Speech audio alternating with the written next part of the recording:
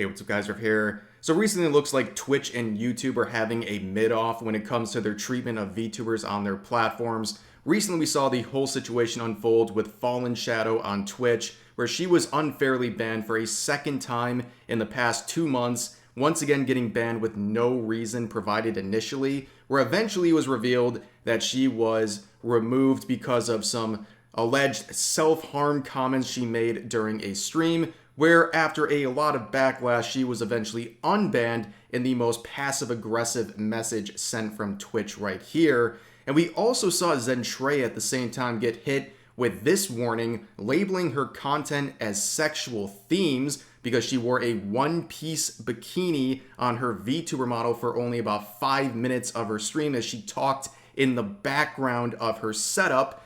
But we've seen a lot of issues going on with vshojo recently. I mean, the whole fruit situation is an entire mess, and we've seen it breach containment at this point. And on top of that, we've seen some extra drama being added on with posts being removed at the request of vshojo, but that is a topic for another day perhaps.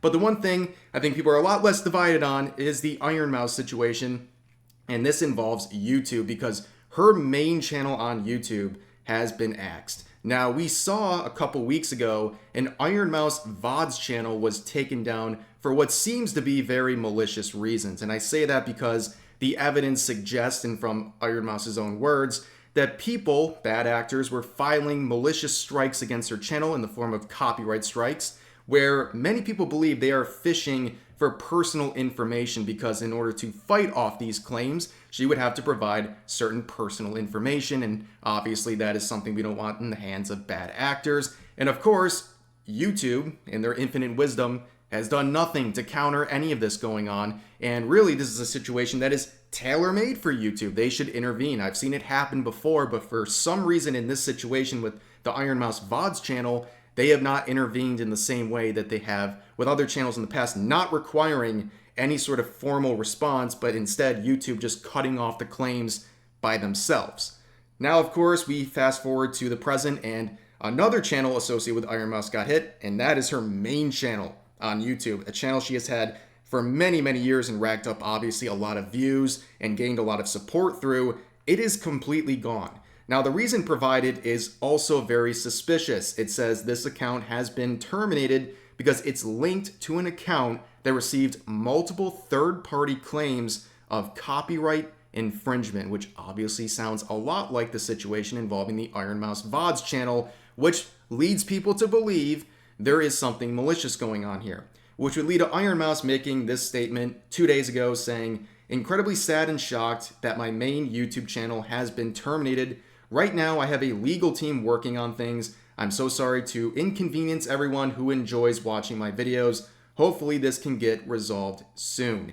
Now, this may shock you. A lot of people think, who in the world would go after Ironmouse, right? Even like the biggest vshojo haters are like, I don't like vshojo, but I like Ironmouse. And also, she's just a very kind person and has a very interesting story to her life that a lot of people sympathize with. So you think, like, who could possibly hate Ironmouse? Well, I made a video a few months ago talking about her TikTok page because for some reason in the wake of a Streamer of the Year nomination that she got, a lot of fans of the other nominees were upset and they've been harassing her on TikTok for months since then. You go to the comment section of videos from even a couple months ago, there's just nothing but negative comments, and it's very strange. And apparently she saw or was made aware of my video and wasn't even aware that this was happening to her TikTok. So there's a lot of people out there who are, for some reason or another, going after Ironmouse, and clearly in this situation, something isn't quite right. And she would also add on to the situation saying that not only is she dealing with all this stuff with the YouTube channels, but also she's being sent a lot of death threats and other disturbing messages. It'll be okay. My legal team is working on it, and they're talking to somebody directly at YouTube right now, so we'll be okay. Oh, we hit 165K. What the heck? Yay! Why are people trying to mess with me so much? I don't know. 'Cause me. Crazy. I've been getting crazy death threats too. It's insane. Yeah. The past few days, it's been pretty bad. Death threats, threats on my career, threats on my health, threats about everything. It's a lot. It's a lot. Again, I think it's very obvious that something malicious is going on here, and it's very frustrating to see YouTube taking such a back seat on the situation. They have not made any formal response, and right now it's been over 48 hours since her main channel has been taken down. It's absolutely mind-boggling to me that YouTube has not made any official movement on the situation. They should be taking care of this ASAP. This is one of the biggest VTubers in the scene. This is her YouTube channel. You should do something about this the day it happens. I don't understand how nothing is happening at this moment. And not only that, it seems like from Ironmouse's own words that they're taking legal action. And I'm sure vshojo is very involved, who have direct contacts with YouTube, I would imagine. And still, nothing. How is nothing happening with this situation? It's clear as day that these are false claims and done in a very malicious way. And still YouTube can't make a fast response. It gives you very little hope about the platform, and that goes for Twitch as well. I mean, think about the Fallen Shadow situation, how much attention, literally tweets with 50, 60, 70,000 likes on Twitter, that's what it took to get any sort of action out of Twitch in that situation. Same with YouTube here. I mean, if Ironmouse can't get things fixed quickly, like who can? That's the big problem here, is that it seems like even the biggest VTubers can't get any sort of response from Twitter or Twitch or YouTube, and it's painfully obvious. And if you're a smaller content creator, especially a VTuber on those platforms, I'd be very nervous, because if you get hit with a strike or a sexual content warning or something like that, the chances of you getting that fixed are pretty much non-existent. And that's not being pessimistic. I think that's being a bit of a realist in the situation, given what we have seen with these VTubers over the past couple of months and even years at this point. And again, the fact that it's been over 48 hours and this main channel is still down. It's been well over a week with the VOD channel, and that one's still down. What else do you need at this situation? YouTube is really putting itself in a bad situation. But let's return to some other things here.